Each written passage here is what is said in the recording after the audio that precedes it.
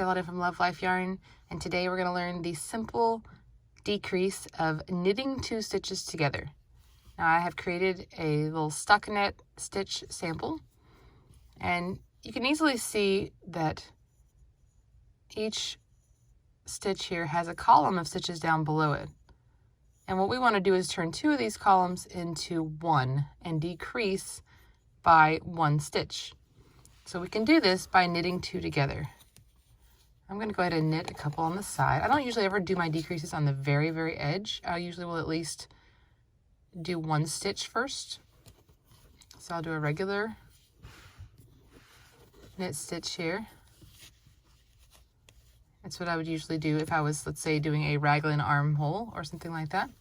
And then it would call, now typically also on a knit 2 together, you would work it on the end here because it is a right leaning increase, so it goes this way. So if I do it down here on this end, which usually would be a slip slip knit, it would still lean this direction towards the edge of the fabric.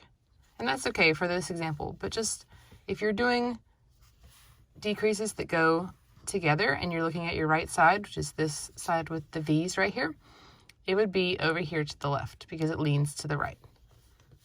So the way that you do a knit 2 together is super simple. If you can do a knit stitch, you can do this. So instead of just inserting your needle into 1 stitch as like this, you go underneath and get both. So you put it through, hold on. I've got a double pointed needle and it's hitting the bottom there. You put it in just like you were going to knit. Okay, both of mine are right here. I have gone through both stitches just like they're one. Right, just in and through, and then you just work it like a regular knit stitch. Wrap around, pull it through, and then you slip those off.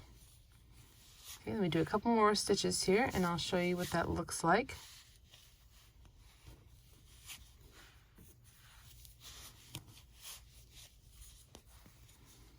Okay, so we did it right here. This is our stitch now that was decreased. And these 2 have now, these are converged into 1 stitch. Okay, we had our edge column here, and then these 2 have come up and now they've merged into 1. Okay, let's try it one more time. I'm going to get down to the last stitches. This is how you would actually do. Let's say I was doing, let's say, an armhole, and I'd already done my slip slip knit on one side. I would work down to my last 3 stitches. When I was new, I would work down to the last 2 and then I would do them, but that is not good for seaming. It's, for me, I like to leave this extra one here for seaming. So you work it in, put it underneath both, and then yarn over, pull through, and slip off. And then, of course, this is it. You would knit the last one. Okay, so I'm going to work a few more rows so I can show you how this looks when it's a little bit further down.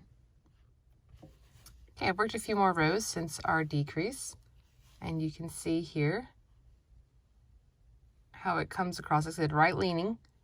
So this side is coming across this way, and these 2 columns became 1 right here in this row, because this one still has a full stitch and this has a full stitch, and now it's hiding behind that. So here is our knit 2 together, and it looks the same on this side. Like I said, it looks weird because normally you'd want them to go like that, but for our purposes, we're just doing knit 2 together. So you can see how it goes across, and right here again, where these 2 rows, these columns, I mean, came together.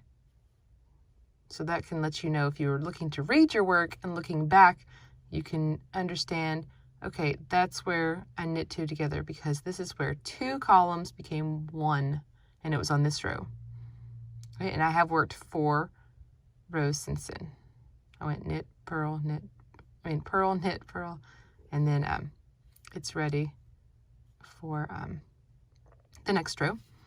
And so that is it for the knit 2 together. Now if you knit 2 together through the back loop, you're going to have a left leaning, so you could do that instead of the slip slip knit over here and have a left leaning decrease, and then they would be symmetrical, which is what you typically want when you're decreasing a piece of fabric. So I hope you've enjoyed this quick and easy tutorial, and come visit us on love.life.yarn.com for more than 180 free patterns and other great knitting tutorials. See you next time. Thanks for watching.